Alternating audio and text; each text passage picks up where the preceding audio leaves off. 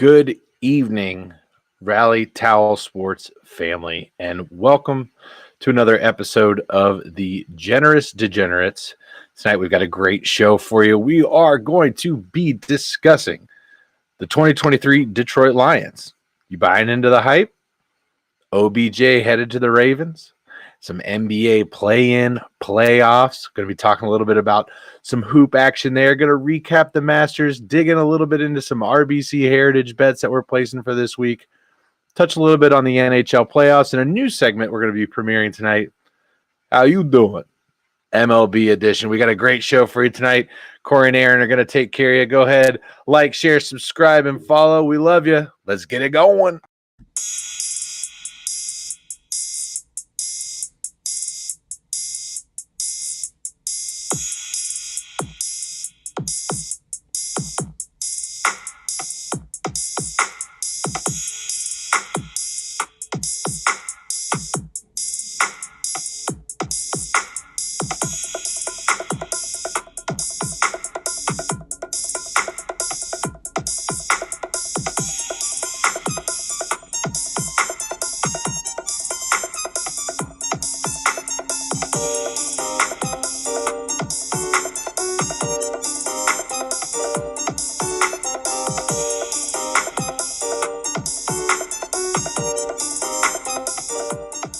This is the Generous Degenerates, presented by Rally Towel Sports.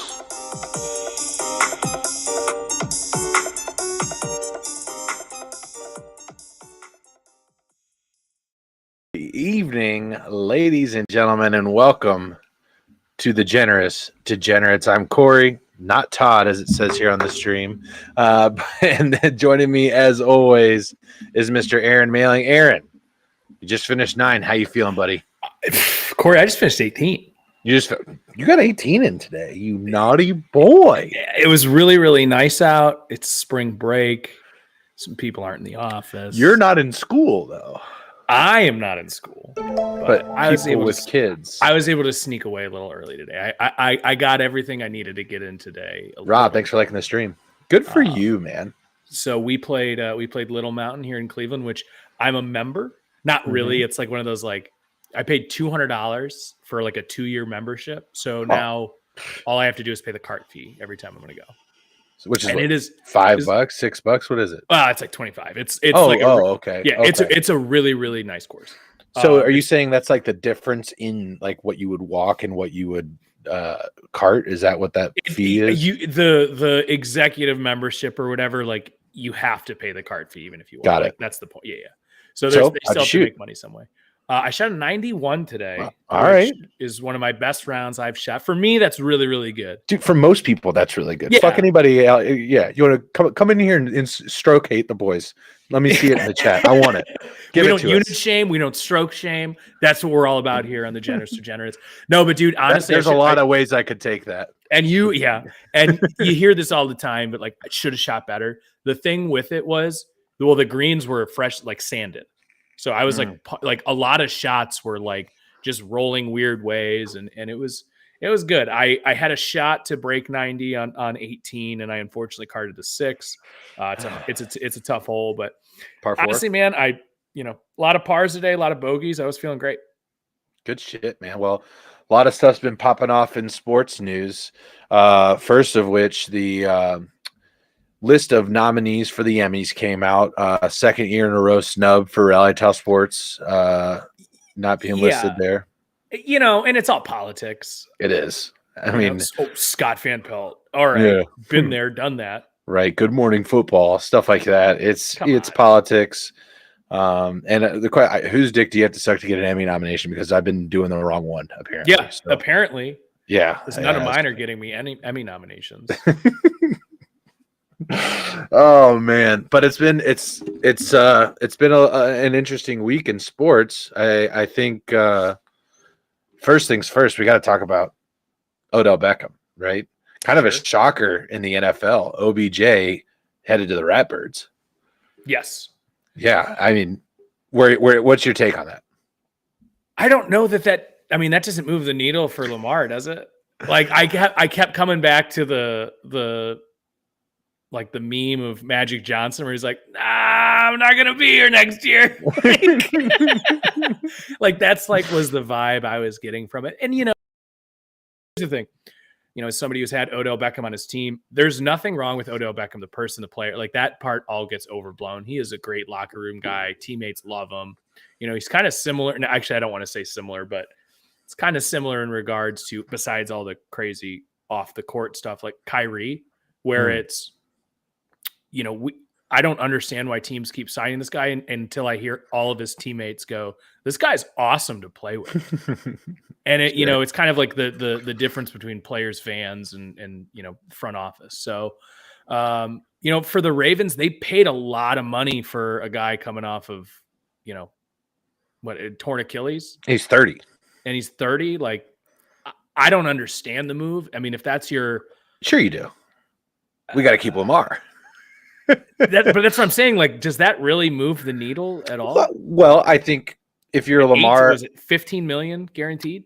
Sure, and I think you're a little frustrated at how much they spent. If you're Lamar, like that's the other side of it, right? You're seeing is like you're going to go throw this money around for a receiver that hasn't played in a year, right? And you're going to, you know, he's off an ACL injury and he's 30 years old and you're going to throw all this money. I'm coming off my rookie deal. I've gotten you an MVP. I've won a playoff game. Where's my money at, basically, is I think the perspective from Lamar, but he's got to be already the best wide receiver he's ever played with, right, should he suit up for the Ravens, right? Yeah, I mean, from a Rally Towel Sports perspective, that's the one common ground we all share, of course, with Bengals, Browns, and Steelers fans, you know, being a part of here for, you know, at least on the, you know, the AFC North is, right, you know, let's all agree that the Ravens suck, and we agree. Fuck so the Ravens, yeah. It's and they're a team that has been historically so well run. Yeah. And it's so frustrating. And you know, obviously with Ozzie Newsome stepping down a few years ago, you have seen like it's just a much different show being run over there. And I love seeing it. If I'm a Ravens fan, I'd be upset because, you know, their best pass catcher has been their tight end, and that's fine. You know, that's how the Chiefs win. You know, there's nothing wrong with setting up that way because Mark Andrews is an elite tight end. But right, I don't see how this moves the needle in any way. I don't think this makes Lamar sprint to the office to sign on the dotted line. I don't think this changes anything. If anything, it's, you know, Huntley's got a guy to throw to. Yeah, I think. Did you see the clip of Lamar and OBJ in the club? Did you see this? It was floating around on Twitter. It was less than confidence building, I guess is the best way to put it. It just pans. There's a bottle service girl holding up a big sign, "Welcome Lamar and OBJ." And like Odell Beckham is being Odell Beckham, and he's like, you know, hey, you know, having a good time in the club, and it just pans over to Lamar, who's just like this. Just not having it. He's always kind of that stoic looking though. Maybe that's also him just being him. Yeah. Maybe it is, but it was not like something that you wanted to see. Like if you're a Ravens fan, what you want to see obviously is arms around or dapping each other up and just having a good time, enjoying the presence of each other or something. And it just that was not fucking it at all. I just listen. I'm a person that has never advocated for signing two positions in free agency, especially top dollar or tier one or whatever. Yeah, it depends. You know, whatever you're saying, like, you know, if you're getting like a like a depth guy, yeah, that's fine from a free agency perspective. But a top dollar wide receiver, I'm just not for it, especially at the age of 30. You see the regression. It's in the statistics. That's why the Bengals weren't interested in re-signing AJ Green. The wide receivers just drop off after 30. That's just what they do statistically. Of course, there are anomalies like Randy Moss and Terrell Owens and Jerry Rice. I just named 3 of the top 5 greatest receivers of all time. So to say Odell Beckham is in that category is a little maybe foolish. So yeah, just didn't. So do you think this does anything for Lamar? Yeah, the only other one I can think of is like Larry Fitzgerald or Sure. like guys like that. And his role changed. He moved from, Right. an X receiver to a slot receiver, For sure. throughout his career. So, yeah. So at the end of the day, this does nothing for me. I like it. It changes. Does it do anything for Lamar? No. That's what I'm saying. It doesn't change anything for me how I feel about the Ravens. It doesn't change anything for Lamar signing quicker. It's a move that was made. Great. Congratulations. I've seen Odell Beckham Jr. play, and hey, in the Super Bowl he played. He scored a touchdown. It's great. Like he had moments there on the Rams. He's just even those moments he had were not, who he once was. So, right. Good luck to Old Bay Jr. over there in the Maryland Crabland. I just I don't see it. Yeah, no, I'm with you on that one. Another team drawing a little bit of speculation here, a lot of buzz, a lot of noise this offseason. The Detroit Lions. Sure. Currently sitting a top 5 odds to win the NFC. End of statement. There's no north following that. The NFC. Is this buzz or are you buying it, Aaron? It'd be crazy if they were top 5 to win the NFC North, though, because sure, you know what I mean. That would be insane. It's like I don't know. You get the Seahawks in here. 49 fucking great. No, I just we love the Lions. They're an easy team to root for. Sure. They're a Midwest city. They're a Great Lakes city. They're a downtrodden fan base in terms of they haven't any success in our lifetime. And they've been through some shit, and those are always teams that I'm on the side of or rooting for. Yeah. I think a lot of that just comes down to the fact that the NFC North is wide open this year. Assuming the fact that Rodgers is going to leave, which is all but a certainty. Until it happens, I do hold my breath just a little bit, but I know that that's like a 98% certainty of happening. Justin Fields with the Bears, and of course the Vikings were probably the worst, best team I've ever seen last year. We saw the Lions really come on in the second half of last season, and it was unfortunate that that game ultimately got decided with the Seahawks in week 18 last year, where the Lions. Bobby, thanks for liking the stream. What's going on, Bob?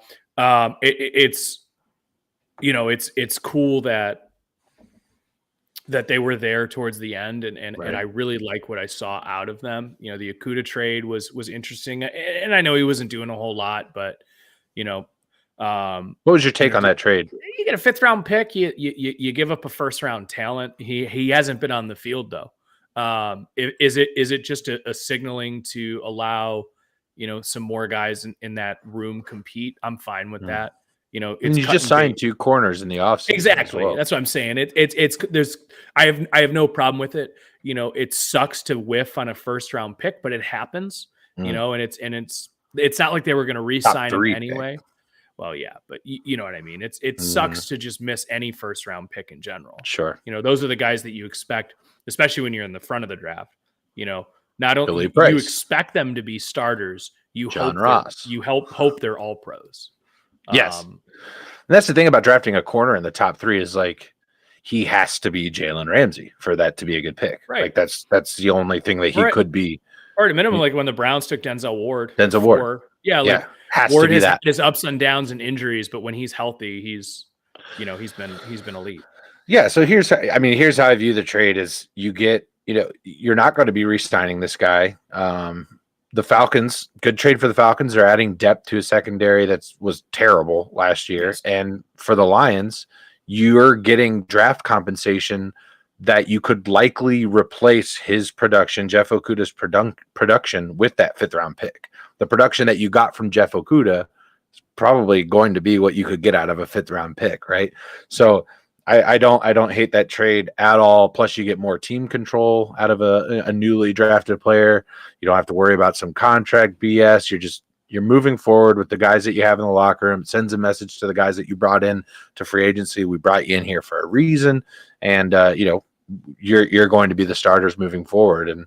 And so, yeah, I think another point that I saw. I like it for the Falcons. I like taking the. I don't think you gave up a lot for what you could get for him. 5th round pick, sure, why not? And here's the thing: is let's say they wait until the trade deadline or right before the season starts, and Jeff Okudah gets beat out and he's not going to start. His trade value drops drastically.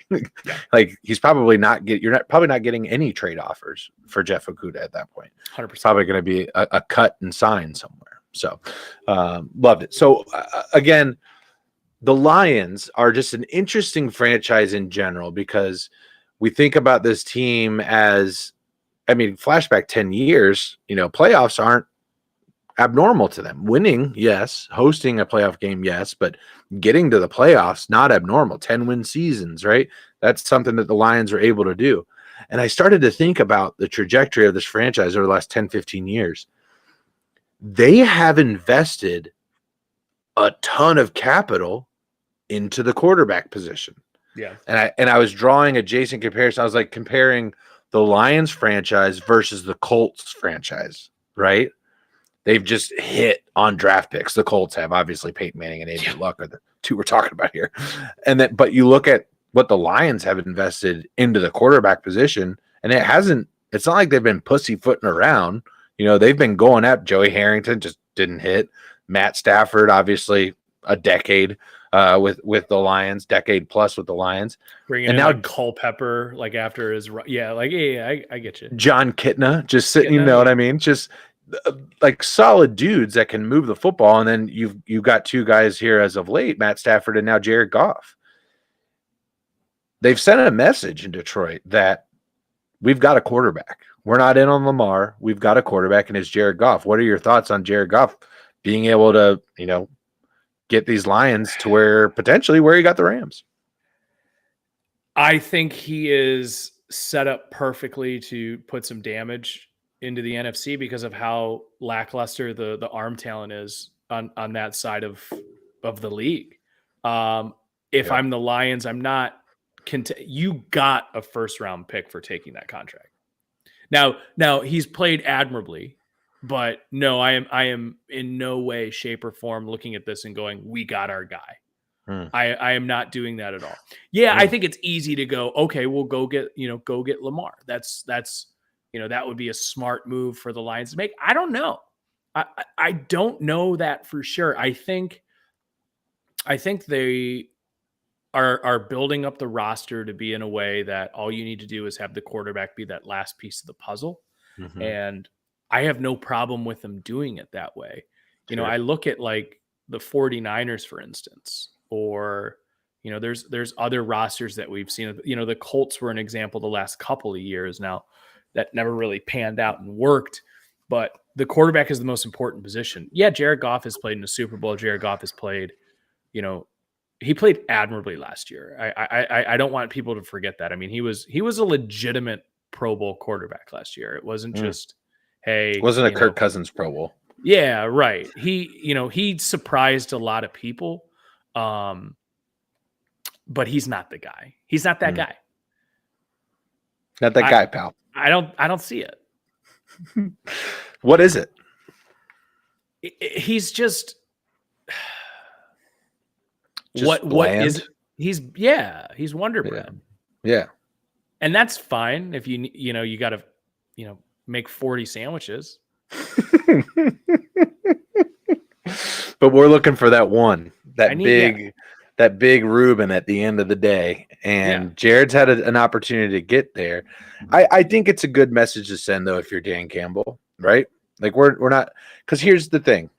Let's say, even if as a front office, you're like, we need a legitimate solution, a long-term solution at quarterback going forward. And I think that would be silly not to discuss that. However, you can't take a quarterback in the first round this year if you're the Lions. No. You can't do it. Not only because I think there's a significant drop-off after 2, but how do you expect Jared Goff to be able to operate this season knowing that it's all for it doesn't matter. I'm not going to be here next year. The season doesn't matter. You don't want that headspace on your quarterback going for, especially when you as a head coach have come out and said, this is our guy. Don't you think? Yeah, and they're kind of stuck between a rock and a hard place because you need somebody at that position. You don't want to deflate the balloon, right? Like he's Mhm. played well, and you don't want to just immediately be like, all right, we're moving away from this just to move away from it. But I also wouldn't want to pay to be in like quarterback purgatory either. That there is there is possibility that somebody becomes available later and you put yourself in a position for that. Trying to hit on like a third or a fourth round pick. Because if you draft somebody in the third or the fourth round, you're not really offending the starter. Right. That's fine. It's taking someone in the first or second round where you're kind of, doing it at that point. Mhm. For Jared, listen, I think he knows what he is. He's certainly proven himself to be somebody that deserves to be a starter in this Took league. care of the ball great last year. Yeah. No, he's great. I mean, honestly, for him to have an Andy Dalton like trajectory for the rest of his career would be completely fine. And Yeah, I don't think that's out of the realm of possibilities. and he's played better than Andy has ever in his career at points, right? He's been to a Super Bowl. Andy Dalton's never won a playoff game. Yeah, he's won the division 3 times, but never even sniffed a Super Bowl, let alone a conference championship game. Sure. So I think, Jared's been there. If a guy like Anthony Richardson for some reason slides to the second round, third round, no way he slides to the third, right? There's no way. He slides outside of the top 15. It'd be interesting. Be interesting to see. There's always surprises on draft night. We've got a lot of fun draft talk. You'll have to let me know this year.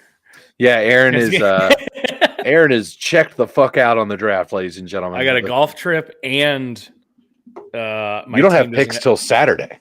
Yeah. No, we have no Friday. You got second round or the third round. So yeah, it's gonna be watching that on the ticker. Yeah, it's like, something I've never heard of. All right, cool. We'll be doing mock drafts, releasing them for all 4 teams now that we represent here at Rally Tile Sports.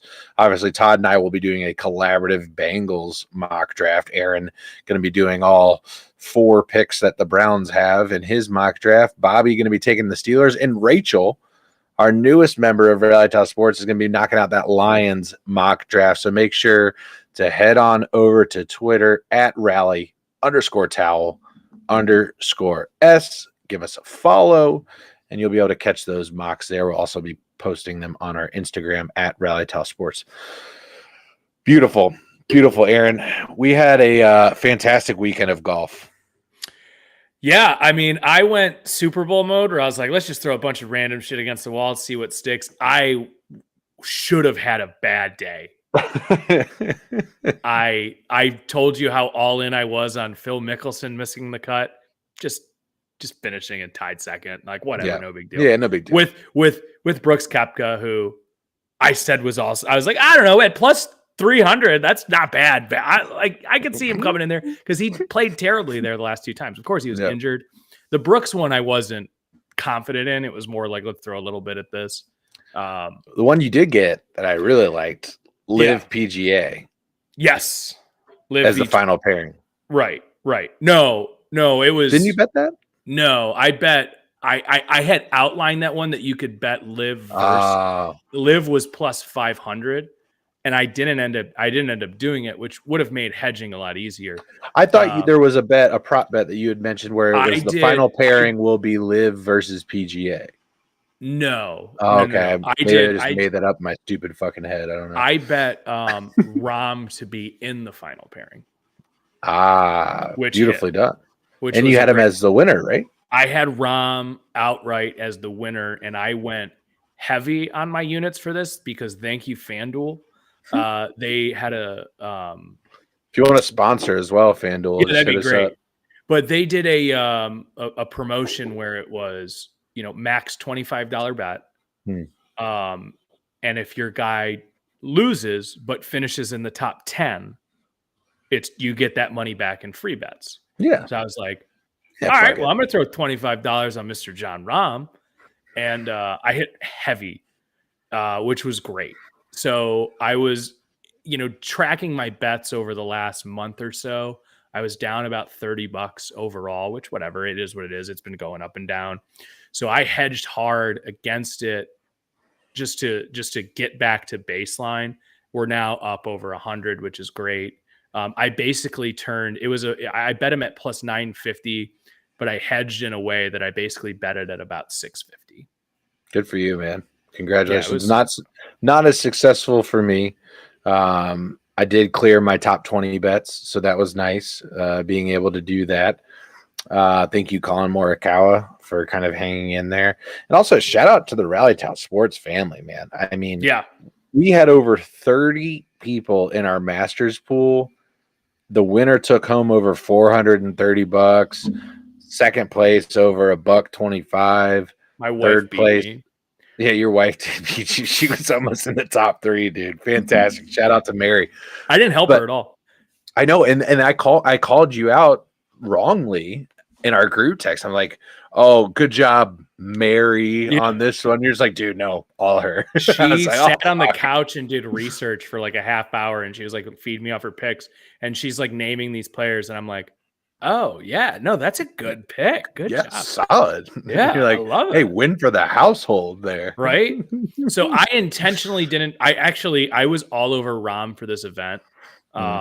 I intentionally didn't put him in our Masters pool because I didn't want to have too much go too deep. Right, exactly. I went the other way, dude, and it was horrible. I was balls deep on all of the same dudes across Caesars Sportsbook, our Masters pool, everything. I was just like, all right, I'm going all the way in, because here is the thing. It was a litmus test for me, Aaron, because it was a heat check. Okay.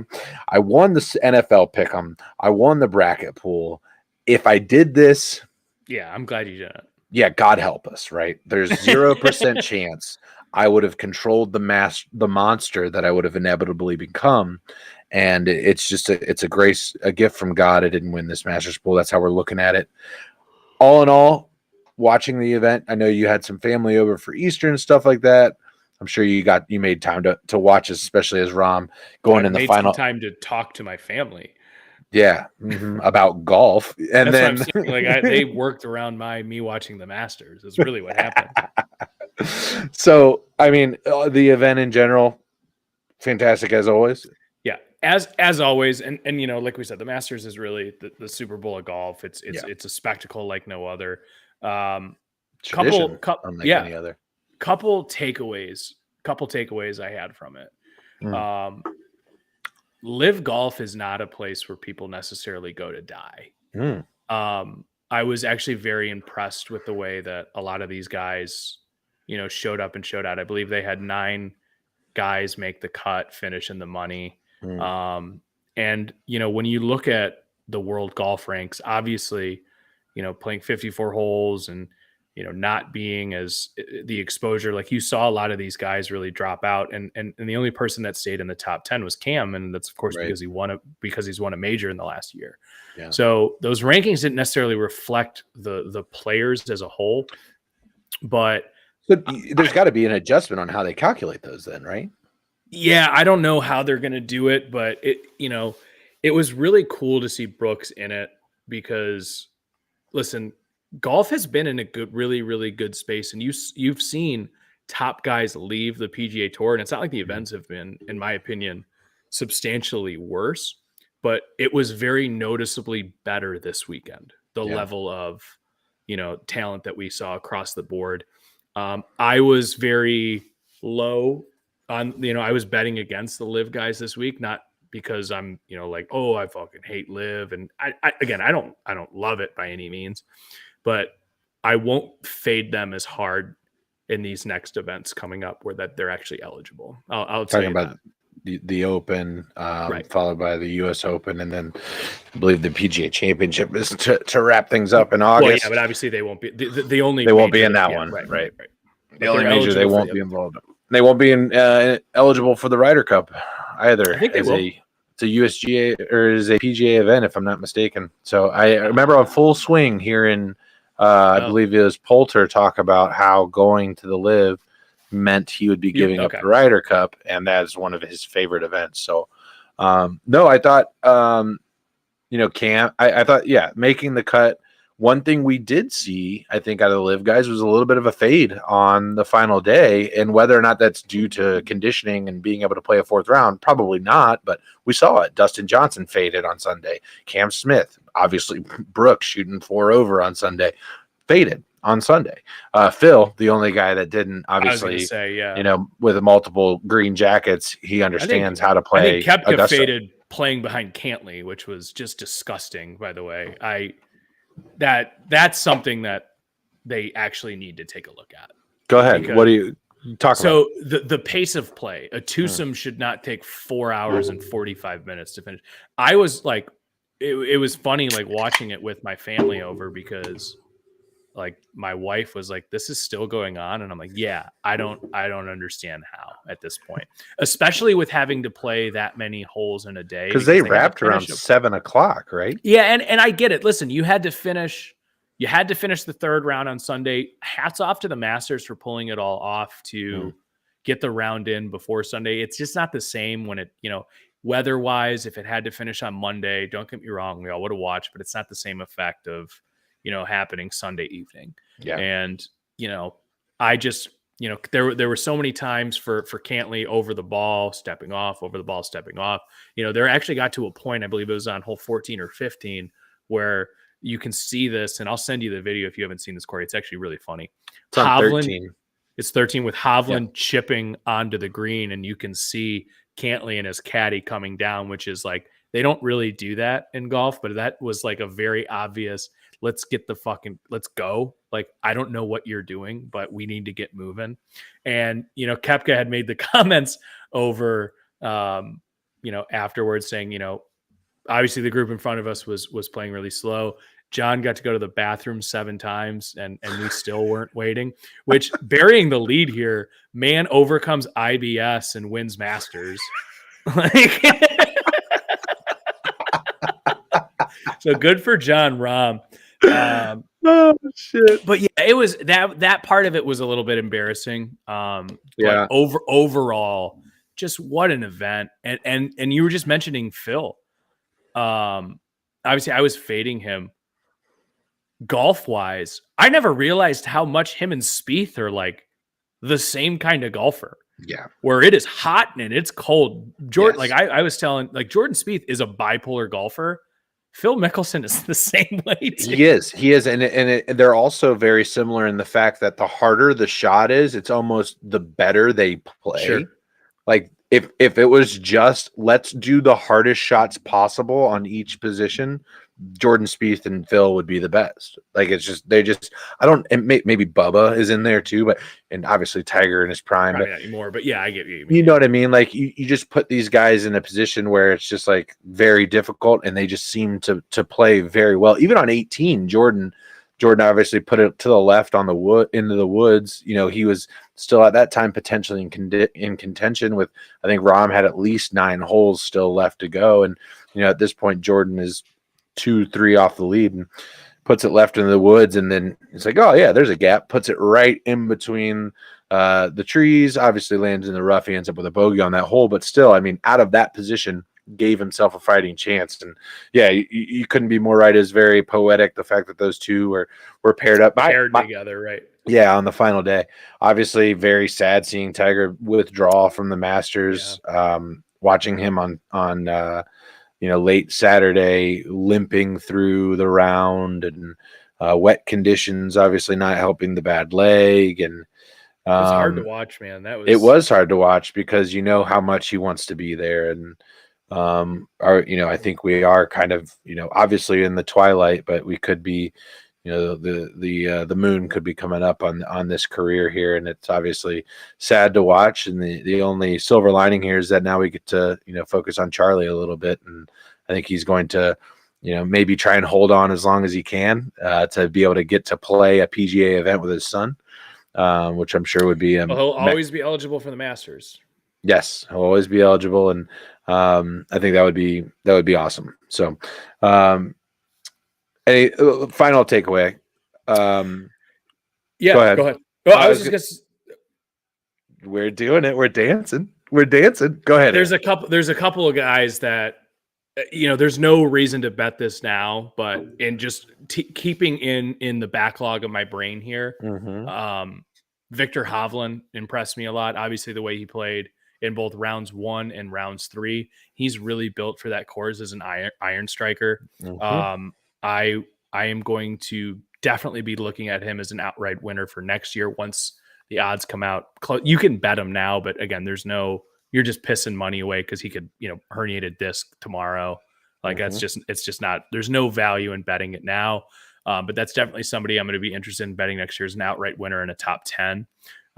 There's a couple other guys that impressed me a little bit. Obviously the Bennett, the amateur was really, really cool to see. I'm curious though. And I know you had one final takeaway, but there was one thing I wanted to ask you about. Sure. Him not being able to collect money out of making the cut in the Masters. What's your thoughts on that? I don't feel sorry for him after the fact, because there's a two-part answer, by the way. I don't feel sorry for him after the fact because he signed up for that when he started playing he played the Masters.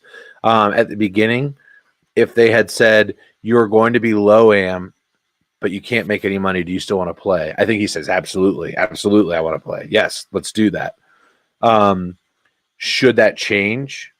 Yeah. Yeah, especially now with NIL. Yeah. That's kind of where I'm at. Now, here's the thing. Because of NIL, can he go back to Texas A&M and do a car dealership ad? Absolutely. And did he set it? Yeah, and he will. Did he set himself up a little Zen deal, throwing a couple of lip pillows in there during the round? Right. I saw that. Do you think did he set himself up for long-term success with this weekend? Absolutely. You know who the last memorable low-am was? No. Victor Hovland. Oh, really? Okay. The year Tiger won it, Victor was the low-am. Yeah. Oh, I didn't know that. Oh, actually, I do remember that now. Yeah. Wasn't he at Oklahoma State or something like that? Was it? Yeah. Another notable golfer from Oklahoma State, Mr. Ricky Fowler. That. So, listen, it is what it is. Fine. Like you said, he signed up for it, but it's also rarely an issue because the amateurs never make the cut. Right. So it's like, all right, well, I had a great time. Thanks for letting me stay in the cabin. You don't think those pros took care of him that night? Well, because the money was split up and he was actually, his money gets split up amongst the field. That night. What do you mean? I was going to say, like, do you think the pros took care of him that night, like partying with him and stuff? But he actually flew back. He flew back to College Station that night, if I'm not mistaken. But what was funny is he almost, it got to the point where, oh my God, is this guy going to be in the final pairing? And I was just thinking how funny it would be, and a day 3 when it's 3 guys preparing. Like how funny it would be because knowing that his money gets split up amongst the field, like you got Scotty Scheffler helping him line up a putt. Like, hey man, it's gonna go, I'm trying to get that fucking paper, dude. We gotta get this guy as high as we can. Also, really cool. I was curious because during the round, I was like, who the hell is this guy's caddy? It's the Texas A&M golf coach. I thought that was really awesome. Cool. That's awesome. I thought that was really, really cool. What a cool moment. What a cool experience. Yeah. That was another thing, again, just as a takeaway from the weekend where I was like, that was, I know he didn't finish strong, but just to be there at all is incredible.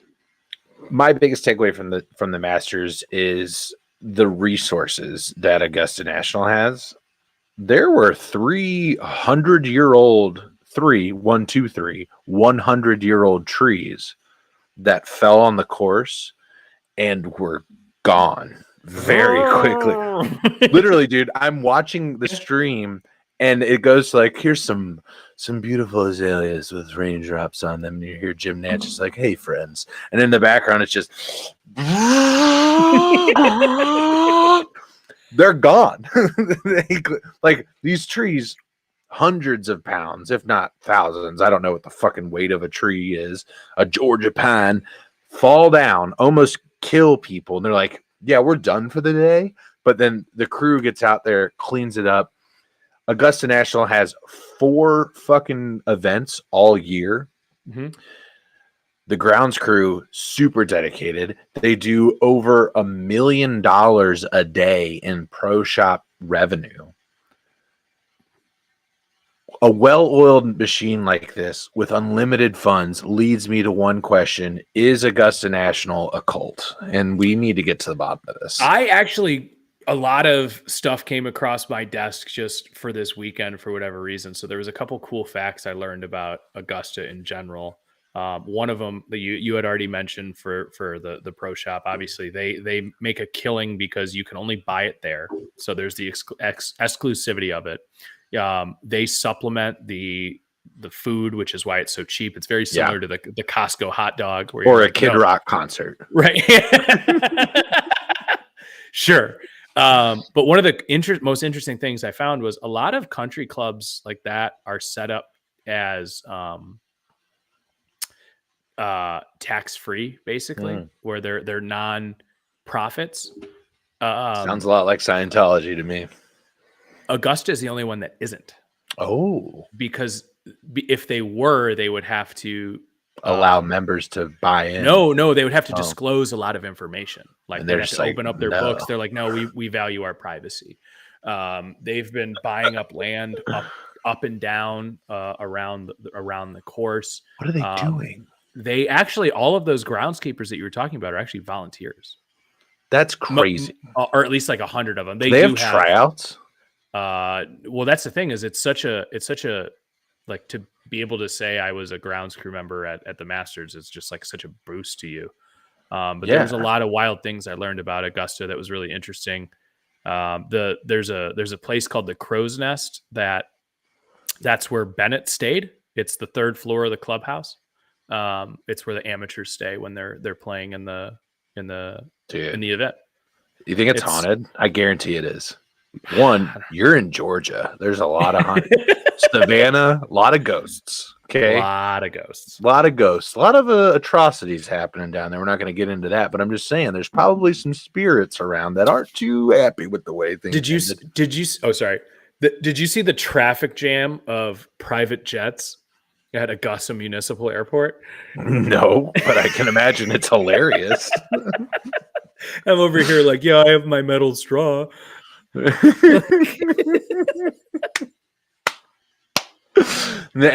if you ever hear a pro golfer say any fucks about the environment, just laugh and walk away. There's a really great Lewis Black bit on his Anticipation album. There's an entire like 8-minute golf bit, but the best one, or like the climax of the whole joke, is don't ever let a golfer convince you they're an outdoors person, because their ball can roll behind the most beautiful, majestic tree in North America, and their first thought would be, if I only had a chainsaw.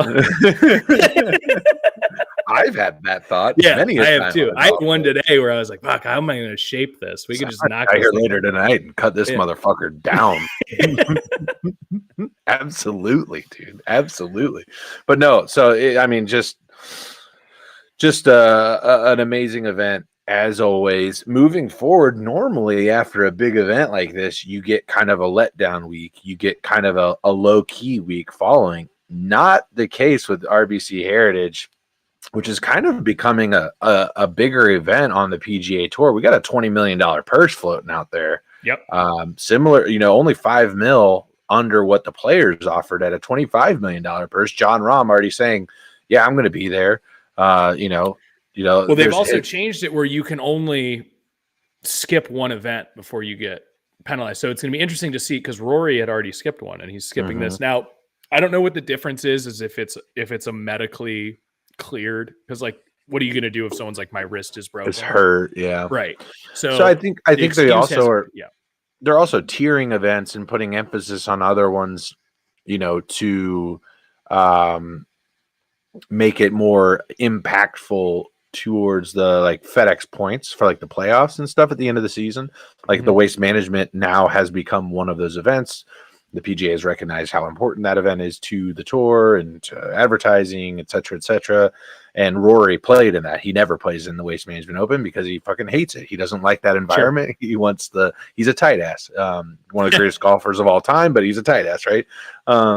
So RBC, it is a course that does not award golfers such as John Rahm or Scotty Scheffler or Rory McIlroy. It doesn't reward that. This is not a driving course. This is an FIR course. This is a keep it in the fairways, strike well with your irons, you'll do well course. So, have you taken any ganders at anything going on for the RBC kicking off tomorrow? Yeah, I really like Morikawa as a top 10. At Love plus that 200 bet. at plus 200. I think obviously the way he showed out at the Masters is he's certainly coming in the right direction. But to get 2-1 odds on a guy who really all he has to do is finish in the top 10, and a lot of the shots in this course are, the second shots are 180 to 200 yard second shots. Yeah. So who are, like you just said, who are the guys who hit the irons really well? Hovland is another one. I'm not playing that one just because I think it's almost too on the nose for what we saw last week. I think Morikawa had his ups and downs. I think he's coming in into the right moment here. The other one too, it's just you got him on a top 10. Who's that? Colin. Yeah, Morikawa Plus 200. Yeah, plus 200. That's what he's at right now, at least what I'm seeing. Yeah, that's what I'm seeing. Yeah. The other one, and it's just don't get cute, is I'm taking Scheffler top 10 plus 110. He left a lot of putts on the course. He was kind of a head case last week, wasn't he? Here's the thing: he was the guest of honor. It's not only is it very hard to win the Masters back to back, but when the whole weekend is built around you, he's got the champions dinner. He's getting dragged left. He's getting dragged right. Mm-hmm. I think there's a lot to that. I don't see a way where Scheffler doesn't finish in the top 10, barring any type of injury. Outside of that, there's a couple other ones that I do like. Actually, where did that one just go? I like Tom Kim to finish in the top 20. Again, just another Kevin Adams with the fucking like. What's up, Kev? What's up, Kevin? Coming from the Virgin Islands, baby. What's up, dog? Absolutely love it. Tom Kim sitting at plus 163 to be top 20. That's a big one for me. Again, a really, really good iron player who I thought showed some stuff for us in the Masters. This isn't a huge event for me. I'm not gonna put a lot of units into this, but those are certainly three plays that I'm going to be making this weekend. Yeah, I got three as well, and they're all top 10. I understand the Colin play. I think he's one. Actually, I got 4 top 10 bets here, and Colin's one of them. He is one of the most consistent players off the tee every single time. Yeah. So going with Colin, and I'm sticking with that model when I'm betting here, and that's giving me to 3 other guys, and you're getting good value here. One, Shane Lowry plus 250, one of the most consistent players off the tee at putting it in the fairway. Another one, Terrell Hatton plus 360 to finish in the top 10. Another guy, also Shane Lowry, last 2 years top 10. Last year top 5. At this event.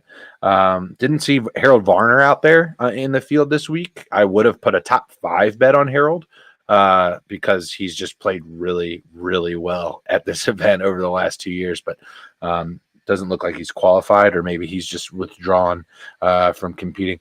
And the other one, Russell Henley, another guy that's just super consistent off the tee box, plus 400 for a top 10. Again, the strategy there, as long as we hit 2 out of those 4 bets, right, we will be making money. Obviously, going to be rooting for the guys with mo juice in it. Honestly, though, Aaron, I'm waiting to if Shane is in the top 10, if he's like at least 6 strokes off, maybe even 7 strokes by the cut, I'm probably going to throw down for him to win this thing.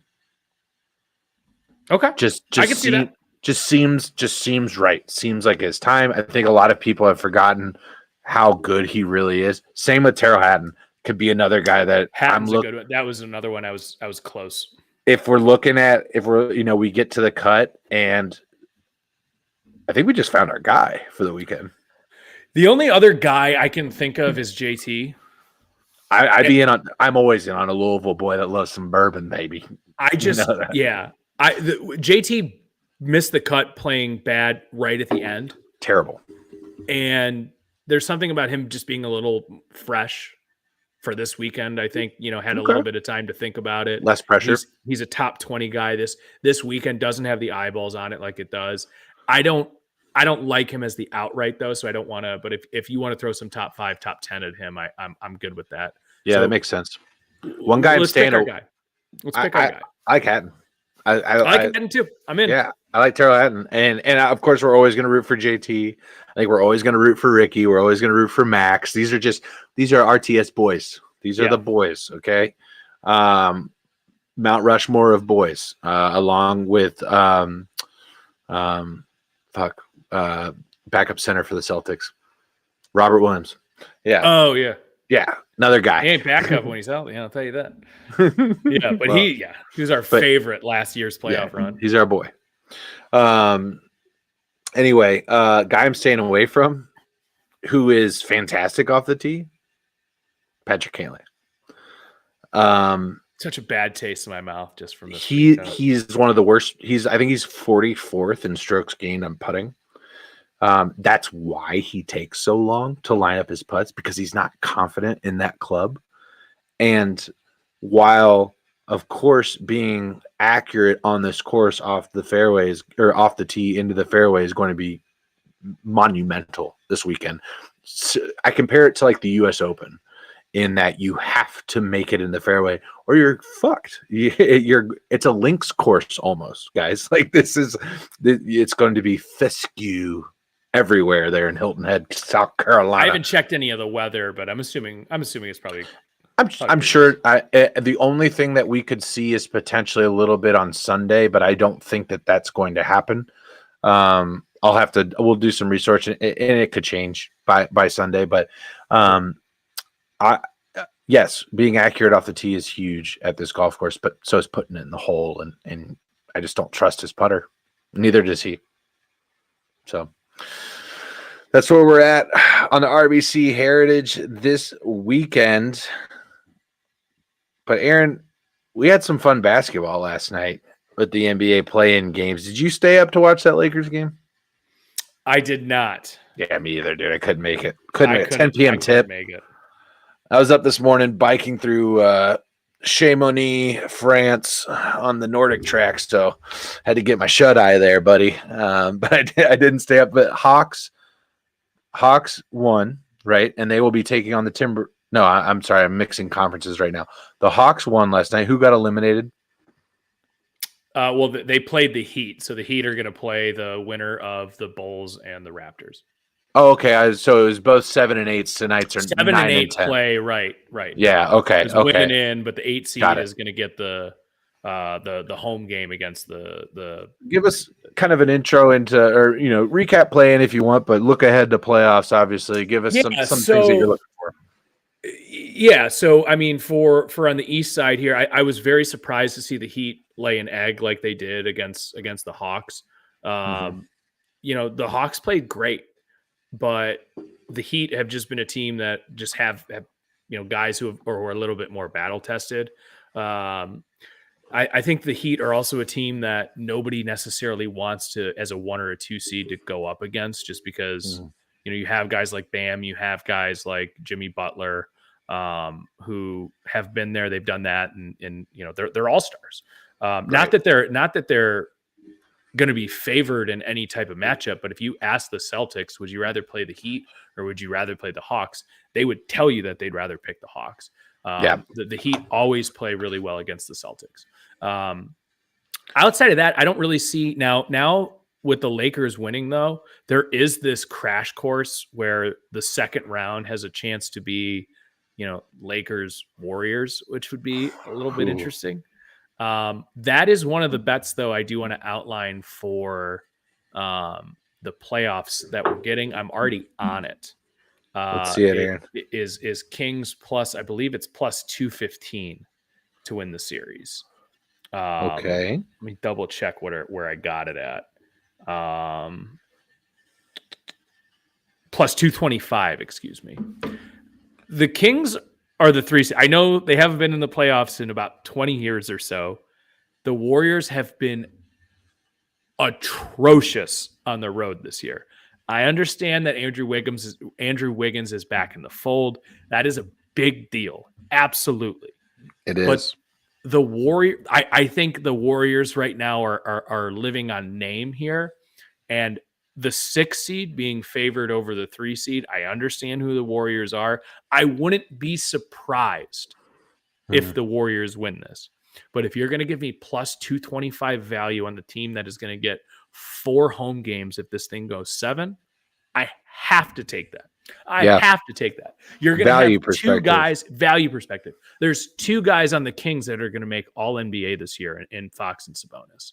They are playing phenomenal basketball. They are one of the only teams in the first round of the Western Conference that I think can actually go toe-to-toe on offense with Golden State. Now, factor in the fact that Golden State plays significantly worse on the road. And again, at plus 225, it's just a little bit I have to throw down on that. Right.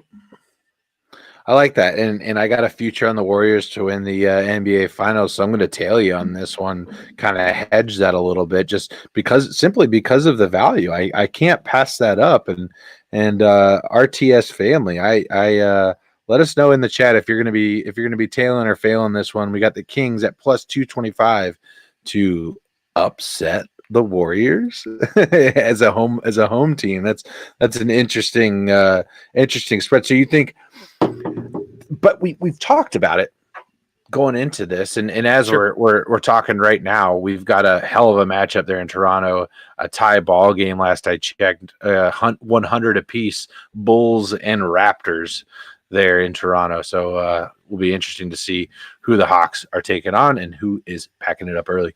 But we've talked ad nauseum about no one wants to see the Warriors in the first round. No. The Kings looked great a month ago. Have they done anything to have the bettors doubt them, or you think this is just purely name more than game?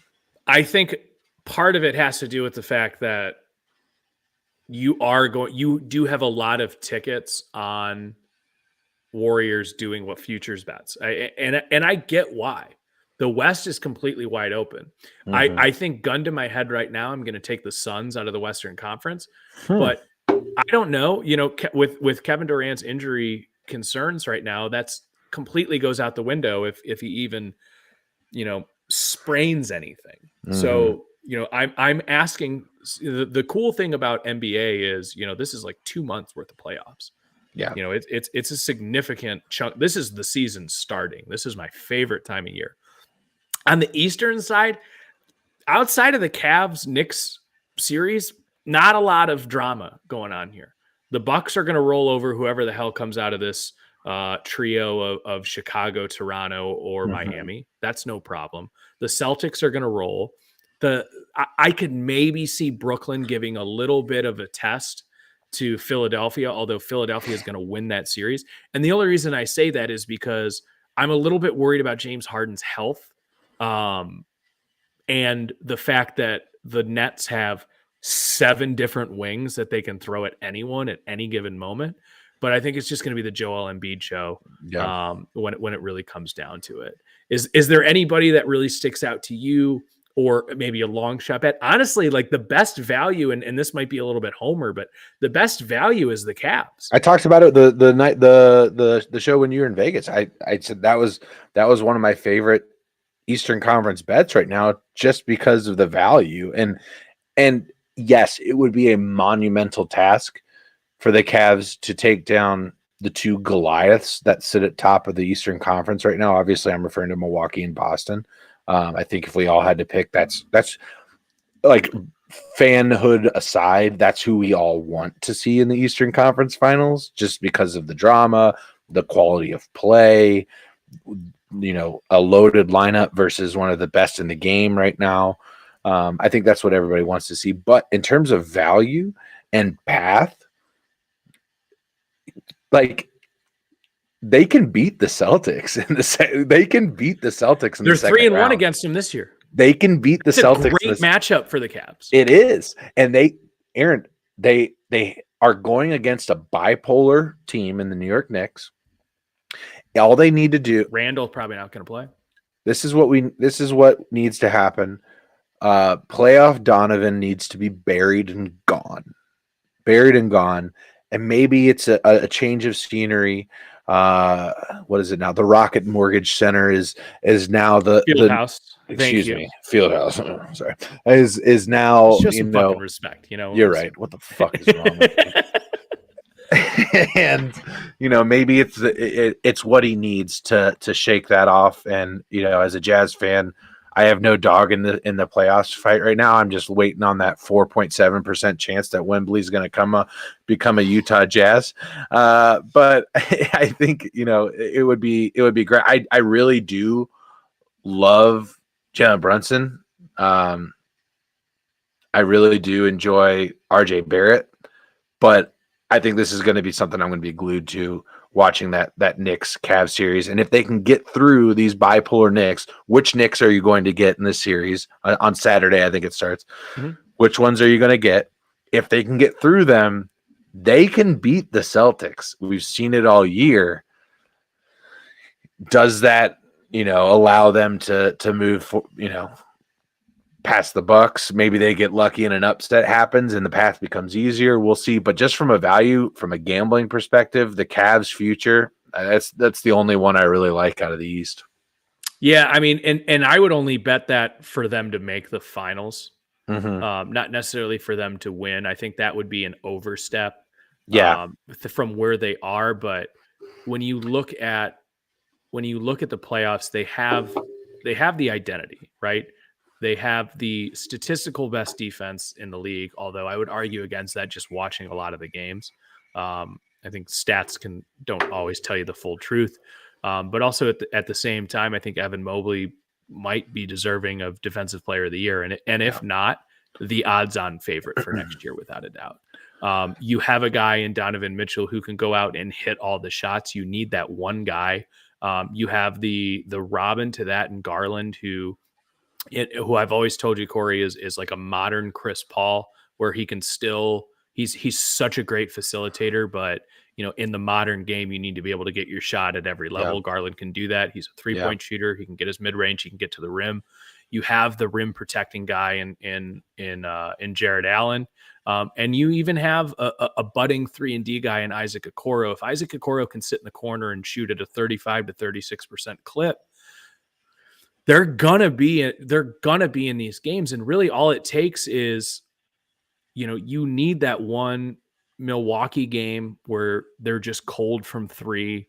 Giannis has a bad game, and right there they're in this series. Yeah. Now that's assuming they get past the Knicks, which I do want to stress. I am not considering that anything, but it's not a guarantee at all. I think the Knicks are going to pose a really good challenge for the Cavs. It just depends on which Knicks team you get. I think I personally think it's going to be the best series in the first round, and I would be surprised. Out of the East or the entire league? Out of the East. Yeah. Out of the East. I would be surprised if that doesn't go at least 6. Which series are you really looking forward to out of the Western Conference?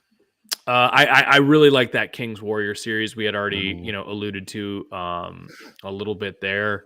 And then the Suns have the who's the 5 seed? Why am I blanking now? Hold on, I'll look it up right now. The Suns are playing the Clippers. That's very interesting. That's interesting. Now, of course, I'd love Paul George to be there. Yeah. But yeah. Yeah, I like those as well. I think, as of right now, it shows Boston, Atlanta. They roll. Well, that yeah. Boston's gonna crush that. Yeah. That series goes. I'm actually probably gonna bet that to go 5 games. Yeah, that's the minus 1,000 on the Boston Celtics to take that one. No, I want to just bet that it's going to be 5-game series. Right. No, I got you. Yeah. So will be interesting to see how all those things shake out. But anything else on the NBA before we touch on a little NHL action tonight? No, I'm curious. I want to hear your East and your West. What, like, finals? Your head, your finals matchup. So, excluding my Warriors future, I don't care about value. I yeah. I got the Bucks out of the East. And out of the West, just because it is such a crapshoot, I have to go with the model of consistency, and I have to go with the Nuggets. Could it absolutely be the Warriors or Suns? Yes. But if I had to gun to my head, you got to pick. If you're wrong, you die. It's Nuggets Bucks. Yeah. Okay. And honestly, the NBA is that in which the ones rarely let down, at least as of late, over the last decade or so. The ones typically rise and do what they've done all year and beat people. And the only reason why it's different this year is because I don't think none of the teams in the Western Conference have an identity right now. We know who the Warriors were. We don't necessarily know who they are. We know who the Suns are trying to be. We don't necessarily know who the Suns are. The Kings aren't tested. Grizzlies. The Grizzlies, we have no idea who the Grizzlies are right now. I absolutely think the Lakers can beat the Grizzlies in this series. Oh, 100%. I think that's such you want to talk about value. That's, I hate to say it, but I hated their team 2 months ago. Mm-hmm. They actually have like legitimate role players now, and it's just such a different look. Plus 120. Plus for 120 them to win the series for a 7 seed.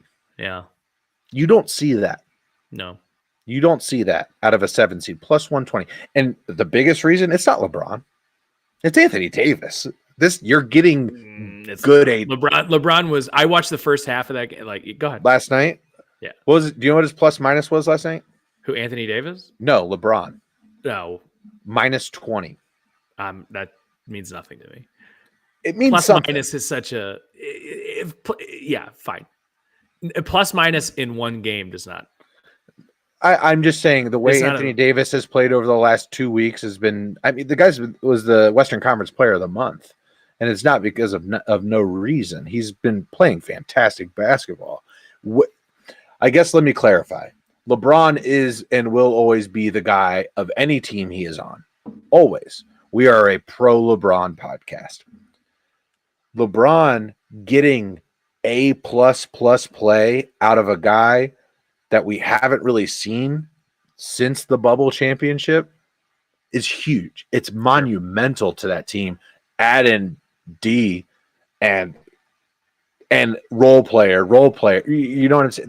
I think they got 60 points off the bench last night. Something crazy like that. You had 2 20-point scorers off the bench or something. It was fantastic. You're getting 36 minutes of a guy that get bench who's dropping 20. That's huge, especially going into the playoffs. Yeah. Absolutely huge. I think the Lakers are going to give a little bit of a run to the Grizzlies. It's going to be fun. I will be watching that one out of the Western Conference. I'm very intrigued. Oh, the Western Conference series. That's why I had to, tell you that the Cavs Knicks one, like that's obviously for the East. The West is set up great. Between 2 and 10 seeds all year has just been in flux. Yeah, it's been wild. Even the Nuggets in the last have been the only 6 days. Consistent. The Nuggets have been the only consistent, and you can argue to me that they have a chance to. They're going to have a little bit of a struggle in the first round too, depending on how the plan shakes out. I think there's a couple of teams that you're wondering where the fuck do we go from here. Obviously, one is the Mavericks. Where the fuck do we go from here? We'll be getting to that this offseason. Don't want to focus time on Pelicans. Obviously, another huge one. We'll get to that here in a second. The other one I was going to mention though is now I'm blank. Oh, the Hawks. The Hawks. Oh. The Hawks are a big one for me. Back-to-back years in the play-in game. Where are you going? After making it to the Eastern Conference Finals. Where are you going? Right? It's giving up 3 first-round picks for Murray. Yeah. My biggest one is the Wolves. The Timberwolves is... You are better without the guy you gave up 4 first-round picks to. Yes. Who got suspended for punching a player. Mind-boggling. Yes. My mind is in a bottle. And Danny Ainge just sitting there like bottling it. Yeah, he's like, yeah, I did that. yeah, it's crazy. Absolutely crazy. But obviously the Pelicans, a big question mark. I think we're at 45 missed games now is the streak in a row here for Zion. Cleared by doctors is the word. But he's saying, Aaron, I'm not mentally ready to get back on a basketball court yet. What are you interpreting from that? There's got to be red flags going up if you're the front office there in New Orleans, right? Yeah. I mean, they already paid him. So that's the part to me that, listen, I don't want to knock anything mental health. I'm sure there's something to that. It's very similar to what's going on with Ben Simmons, where that's soft. There's a difference between legitimate mental, like the problem with this is it's like the cry wolf of I'm not trying to take anything away and say that isn't legitimate. You can't really. We've kind of walked this line when we've addressed like the Deshaun Watson things and other issues involving, domestic abuse and these other very sensitive, real topics to where there are victims and people that are affected. Keep going.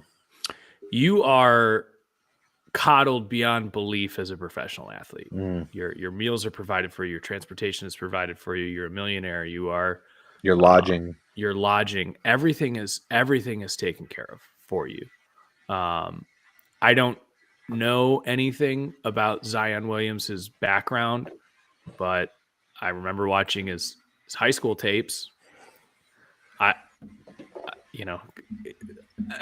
don't know what else to say, man. Like, yeah. Listen, there could be some legitimacy to that. Sure. It seems like only one person knows. It seems like a cop out. Mm-hmm. So, in your opinion, pulling a James Harden? No, it's pulling a Ben Simmons. What I'm trying to say here is I'm not mentally ready. I'm putting on weight. James Harden Zion's always been big like that.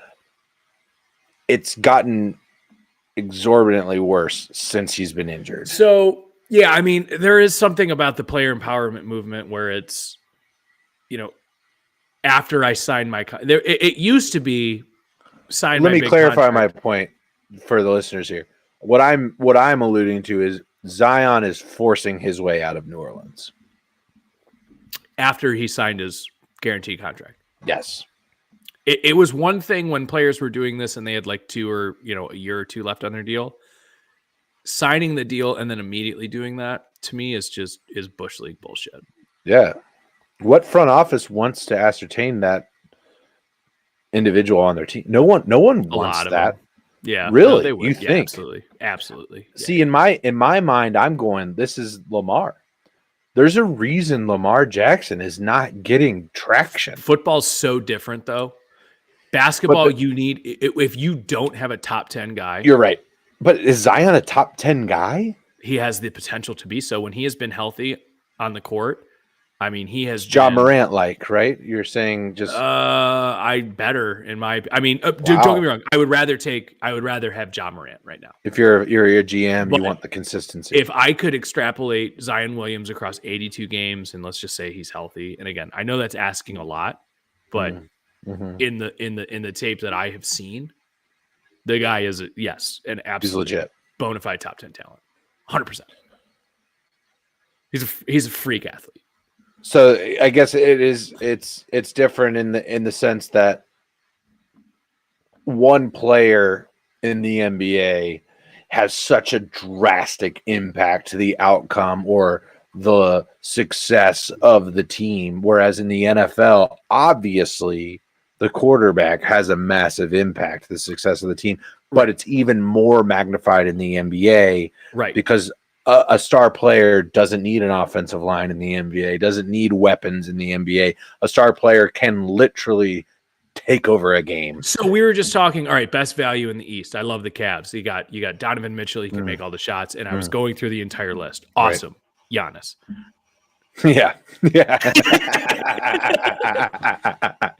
Like that's the counter argument. You know what I mean? Like the point I was getting at is that, like, from a front office perspective, you've got this guy that's clearly been an issue. You have multiple examples, whether it be Ben Simmons or Kyrie, James Harden, even you can continue to go on and on and on.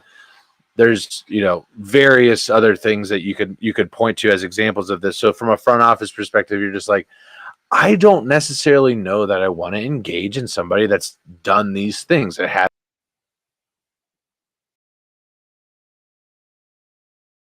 Yeah.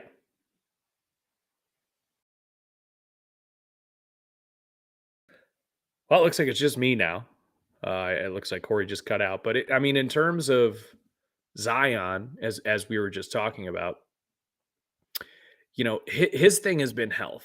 For everything that he has done on the court, he hasn't necessarily been an off the court distraction in the same way as guys you've seen, like, obviously Ja Morant that we've seen this year, or even Ben Simmons to a certain degree.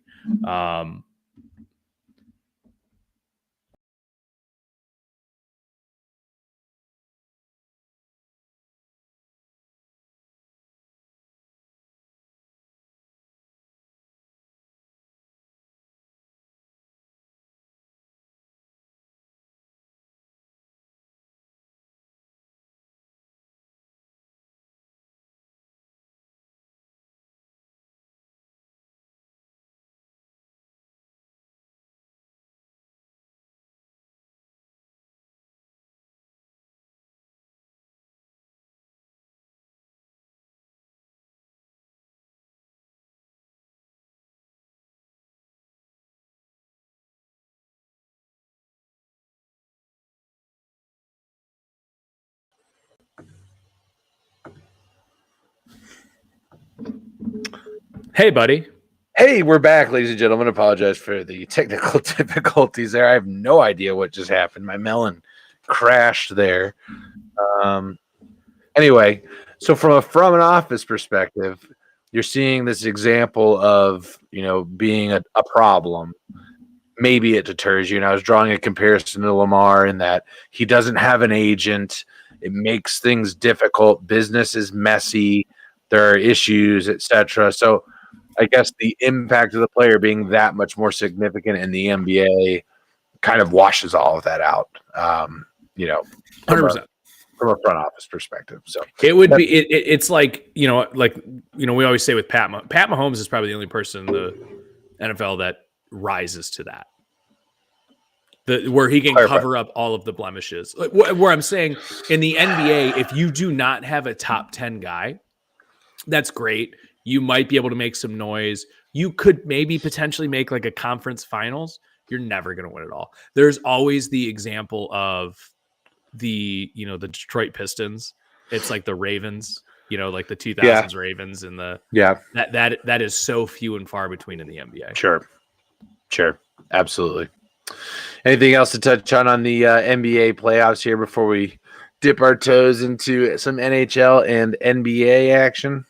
Nope. Beautiful. So we got NHL playoffs starting next week, starting Tuesday, and I'm going to grandstand this every show until the Stanley Cup has been awarded to a team, until a team has clinched the Stanley Cup and will be drinking out of it and parading around town with it.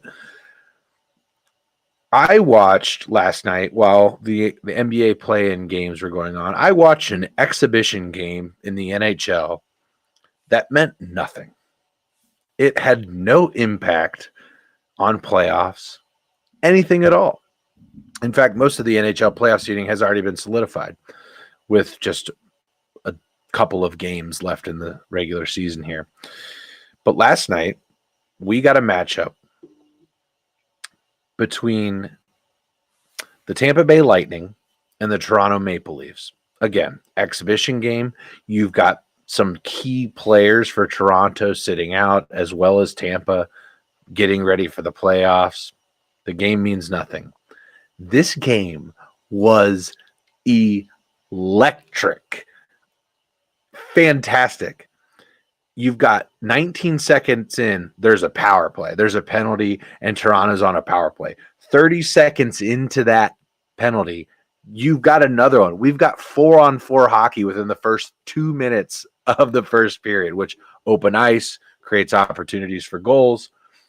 very, very chippy. These teams know they're facing off against each other in the playoffs. The refs know that they're facing off against each other in the playoffs. I am so excited for this series. I'm going to be dialed in for it. It's going to be fantastic. I implore you. We're not going to do too much of a deep dive right now on the NHL because I know the traffic on that is limited, but I implore you, Rally Towel Sports family and Aaron, watch the NHL playoffs this season. You will not be disappointed. It's going to be fantastic. We did well on the betting side as well this season, going with our buy half a goal and take the plus odds on the favorite to cover the 1-goal spread. There we'll be rolling it out a little bit in the playoffs, but I've been noticing already as the season has been coming, the juice just isn't there. There's not too many of those opportunities. So I only like to go in if there's more than one, so that I can only need to hit one of those bets basically to come out on top. So it's been a fun regular season. The playoffs are right around the corner. The thing about the NHL playoffs, it's so different than the NBA playoffs in that you get in and you got a shot, man. Yeah, the lower seeds, honestly, I was thinking, I mean, from a betting strategy is, take a couple lower seeds at the plus odds. Yeah. Not all of them necessarily, but sure. Because when you think about it, you've got some of these wild card teams that are still like tonight. This game really, really mattered. It didn't matter at all for Montreal, but it mattered a lot for the New York Islanders, and they went out and beat them 4-2 on their home ice.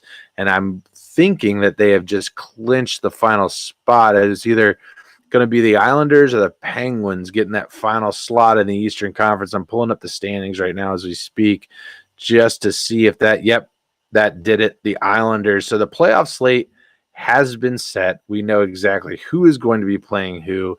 And obviously we have the huge juggernaut in the Boston Bruins with 133 points, getting the President's Trophy this year, best record in hockey. The next closest team would be the Carolina Hurricanes at 111 points. So they've absolutely just pistol whipped everybody this year. I do have a future on Boston to win the Stanley Cup. That's a good one to have. Yeah, I mean it's a plus value. They've just been consistently the best. Like this isn't a story where like Boston came out after the All-Star break and just put a run together. They've been dominating people since the season started. It's almost Patriots-esque. Obviously ended poorly for the Patriots, but back to that undefeated season. You're not going to go undefeated in hockey. That's not going to happen, but just been dominant since the season started. And they're just so deep. They're so deep. Three lines deep of scorers and great defense and goaltending all around. So, but I would implore you, dig in. If you're looking for a way to get into hockey, which I constantly hear, and I'm by no means an expert at all, but I do have a desire to be more knowledgeable about this sport, and it's been just a fun experience getting into hockey. And I mean the playoffs have been nothing but a great conduit for that. So I'll leave you guys with that. Well, Moving on, yeah. Sorry. Anything else on hockey? I know you're kind of in limbo and purgatory on hockey, if you will. But. I do like watching. I do like watching the playoffs, but I like watching it from a neutral fan perspective. I don't really have a dog in the race, and I'm not. You want fucking 11 certainly goals. I'm not qualified to give any kind of advice. Yeah, I want a fucking shit ton of goals. Yeah.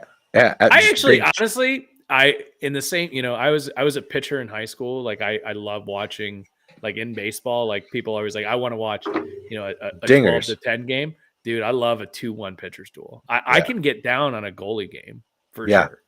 And you're going to see that because there's a reason that these teams are in the playoffs is because they got guys that are insane between the pipes and guys that can score goals. And you're going to see a little bit of both happening. You're going to see goalies making insane saves. And you're going to see guys just rifling pucks into the net. And it's going to be fantastic. So I'm really excited for it. And like we said, once you're in the Stanley Cup playoffs, and anybody's got a shot to bring it home. So we'll be getting into that. Final topic of the night. We've got a little baseball action and new segment to debut. But Aaron, as we've gotten into early goings here of the baseball season, what's kind of just overall been your takeaway as we've gotten into America's pastime here? Scoring is up, and I think that was probably to be expected, especially when you're introducing the pitch clock, of course, and the pickoff rules too.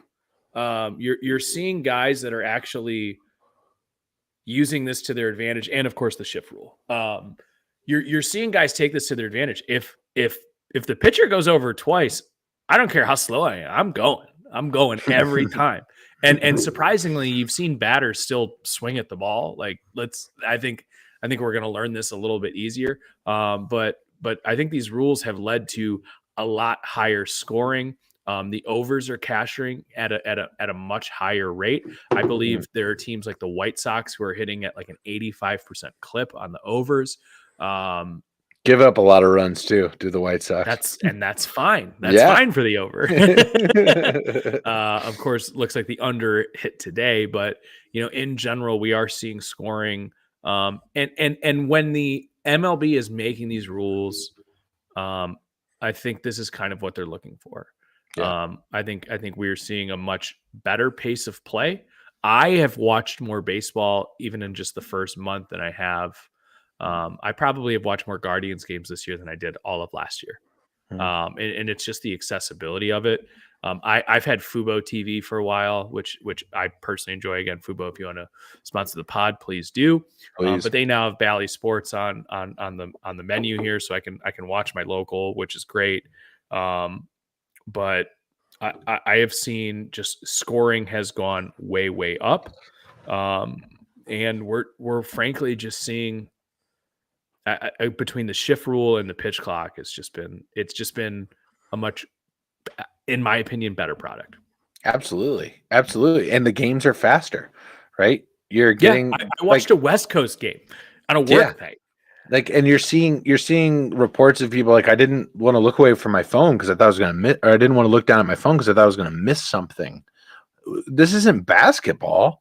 This is baseball. And it hasn't been distracting either, Corey. It'd be one thing if the pitch clock made it seem like it seems like it's in pace with the game.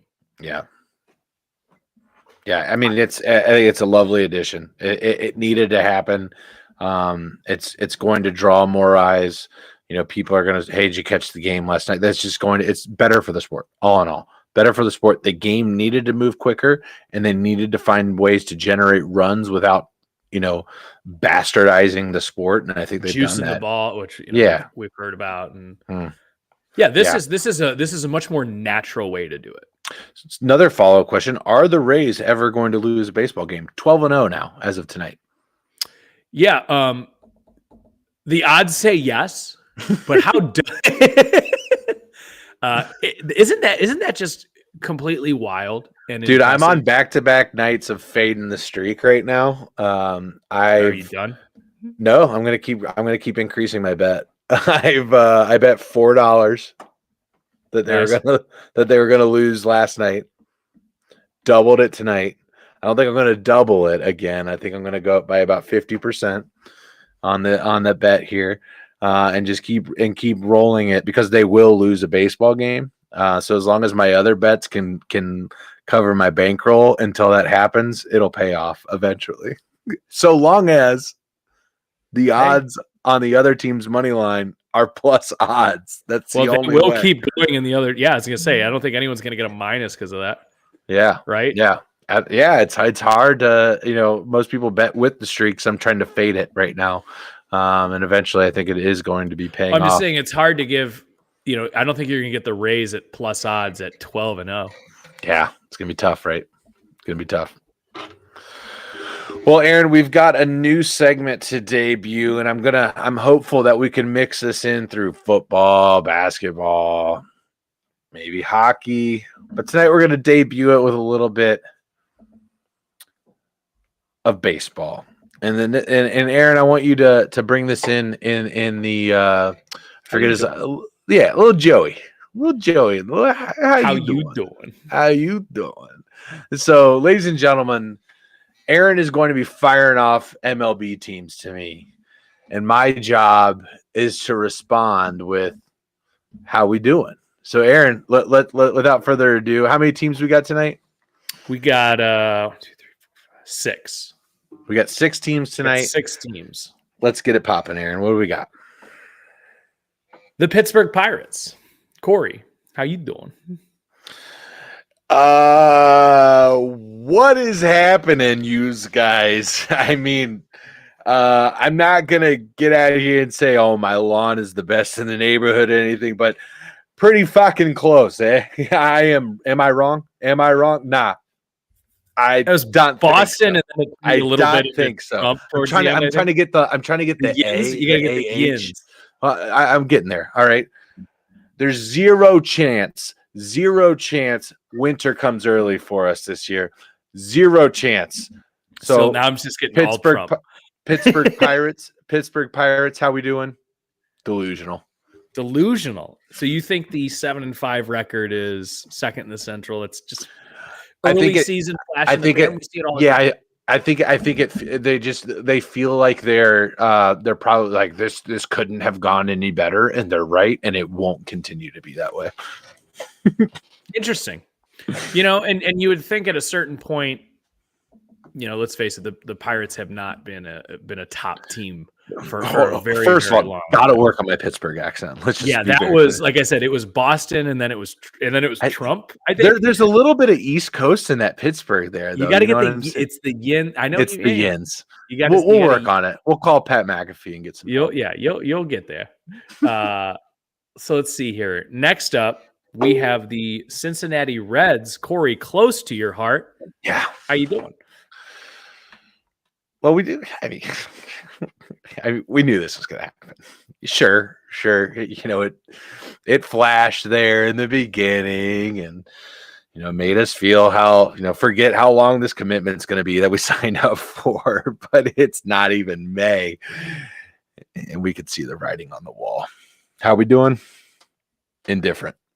Yeah, I get it. I completely get it. I mean, you got a team or you have a city that loves baseball, and you have an owner that doesn't. Yeah, doesn't give a fuck. And it's really frustrating. And shout out to you guys for the video you put together, which was absolutely hilarious. If you guys haven't checked that out, it's on YouTube, Facebook. Yeah, it's everywhere.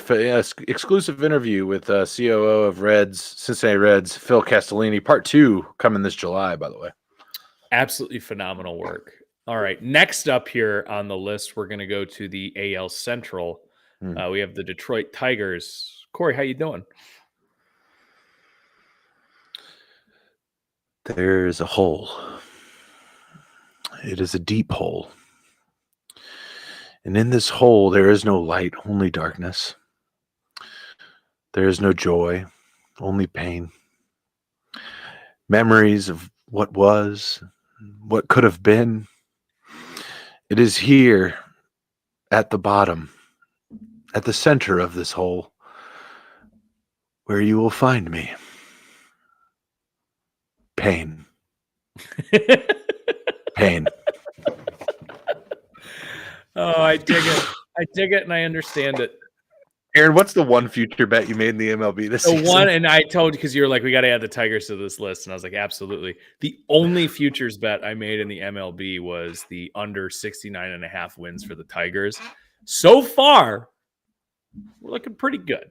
Looking pretty good, man. And it sucks because it's like the last hurrah for Miggy, who is arguably the greatest Tiger of all time, potentially one of the best sluggers ever to play baseball. And it's going to be bad. And he's like right there with, in a different way, but like right up there with like Pujols of like the last like grasping of my childhood baseball love. You know what I mean? And obviously I don't love Miggy in the same way because I'm a Indians Guardians fan. So like growing up, he certainly is, and he's also just been a guy that just crushed us. Whatever his batting average was that season was always 50 points higher when we played him. And it's just, and he was already a guy who was hitting 320. So and you're looking at a franchise in the Tigers that like we're so close. They literally, I mean, just look at that pitching staff, dude. I mean, Right. Scherzer, Verlander, who's the other one that I'm missing? Fuck. He's also a Cub. Fuck. I can't remember off the top of my head. Price? I don't know. I can't remember. Was Price on there? He was on Boston for a while, Tampa, I think it was, but I could be wrong. But I'm not a Tigers fan. But I mean, just loaded to the teeth, and you know, obviously the story of Verlander collapsing in the playoffs it's just they are so close, and the rebuild's been on for so long, and to a point now where like teams in Detroit, such as the Pistons, Lions, and Red Wings, have their rebuilds, which happened later, have accelerated much faster than have the Tigers. So. Sure. All right. Well, I kind of touched on it there. So just kind of keeping it in the AL Central, we're going to go with my Cleveland Guardians. Corey, how you doing? Things are good. Yeah. Work is hard every day. But hey, whose job doesn't suck sometimes, right? We got a lot of talent. It's the talent. Can't be sunshine and roses all the time, right? This ain't Tampa. Am I right? I mean, yeah, it's good, man. No complaints. How am I doing? It's good. Solid. It's good. Solid. We got Dad's always driving the ship well. We're going to be just fine. Yeah. Come talk to me in September when we'll be there. Winning the AL Central with 93 wins. Yeah, we'll be there. We're solid. We're solid. We're solid. I dig that. And it's just Francona, man. I keep saying it. He is the Mike Tomlin of the MLB. And I don't think he could be in a better place just from a personality perspective. Like I've literally seen Terry Francona driving around the Vespa. Oh, that's a thing on the Vespa. I've seen him. I have physically. I don't even live in Cleveland, and I've seen it. Yeah, it's not like that's like one of those things where you're like, oh, that like old wives' tale. You're like, no, I've hung out with Bigfoot. And right. And like from his perspective, he's like, I've done the big market thing. I've won there. Now I'm home. Right. I can just be here until I don't want to do this anymore. And even so, I could probably have an office in the stadium somewhere. Sure. 100%. And I keep making the comparison. And again, I know it's not the same sport, but he really is. He's Mike Tomlin. Right. Like you're like, I don't know what's going to happen, but we're going to be above 500 and we'll probably make the playoff. Yeah, absolutely. It's kind of dope. Absolutely. All right. Moving away. Well, we got two more here. Central. We got two more, and we'll head back to the AL Central apparently because we're going heavy with those tonight. All right. But let's move all the way over to the West Coast, and Corey, we are the San Diego Padres. How you doing? Okay. I mean, okay. Things are looking up. For a minute there, I was certain the wife was going to leave me, take the dog and the kids. Probably head up north to LA. I was sweating. But hey, now things are good. I'm coming home to warm cooked meals again. I'm not sleeping on the fucking couch anymore. And hey, we'll take it. How am I doing? Relieved. I'm relieved. I bought this very, very expensive thing. It wasn't working. It's starting to work a little bit. Yeah, it's starting to work a little bit. Absolutely. I think that's where the Padres are at. Last but not least, going back to the AL Central here, we have the Southsiders, the Chicago White Sox. Corey, how you doing? How am I doing? I mean, sometimes it just feels like no matter what we do, it won't be good enough. Go get the nice clothes, the new car, even renovate my fucking house. It doesn't matter. Fuck it. Give me some Malort. I'm frustrated. Oh, it's the Malort. True story. That is it is officially going to start being poured in Cleveland this week. Wow. Why? Because it's the Midwest and there's enough the folklore of Malort. Yeah, just because I don't like smoking cigars, but I would prefer it in liquid form. Yeah, absolutely, right? If you haven't had Malort and you are in the Chicago area, you have to do it right now. Yeah. Go to the bar. I can't tell you. The first time I ever heard about it, where I was there for a bachelor party, my buddy was like, "Hey, have you ever heard of Malort?" And we're at a bar, and the bartender starts laughing, and now I can't get that out of my head because I'm like, all right, you guys have to tell me because I won't let this go. And the guy's like, oh, it's he tells us the whole story about it. Yeah. We do shots of it. Just fucking awful. So good though. Gotta do it. It's like, it's just like a rite of passage. You have to do it. Absolutely. Love it. So that's how you doing. How you doing? Yes, absolutely. That was the inaugural edition of How You Doing. We'll try and introduce that as much as we can. I had a lot of fun with it, Aaron. How about you? I thought that was fantastic. We'll mix it up next time. Now I kind of get I got a nice flavor for it. Yeah, should be fun. Yeah. We can, and we don't have to just do MLB. Let's do an NBA playoff edition after we get through the first round here. Love it. Absolutely love it. Well, ladies and gentlemen, that's gonna do it for us tonight. Here, we literally texted each other. It was like, yeah, it's gonna be a short pod tonight. We've just done an hour 40.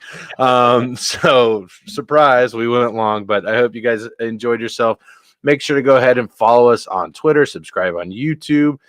And we are wherever you get your audio podcasts, Spotify, Apple Podbean, whatever. We're there. So wherever you get your podcasts, go ahead and follow us. It helps us out a lot.